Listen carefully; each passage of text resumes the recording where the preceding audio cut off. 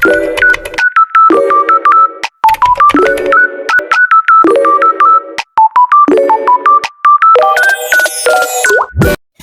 araw, Miss Menchelin Herrera. Ito po ang aking tula. Ang pamagat, Wika'y Diwa ng Bayan. Sa simula ng ating kasaysayan, baybayin ang ating kasangkapan. Sa bawat titik ay may saysay, tinig ng lahing tunay na matibay.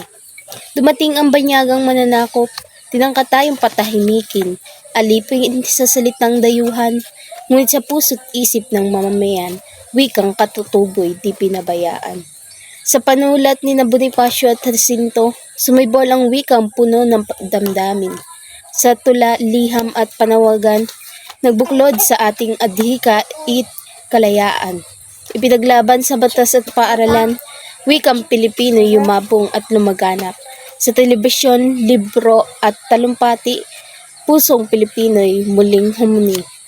Ngayon sa panahong teknolohikal, wika'y patuloy na yumayakap sa agham. Sa Facebook, TikTok o Instagram, Pilipinong buhay, maalab at makabayan. Kaya't wikang mahalin at itaguyod, ito'y pagkakakilanlan ng ating ugat at irog. Sa bawat salita'y naroon ng alaala ng ating bayan, dakilat may paninindigan. Thank you po.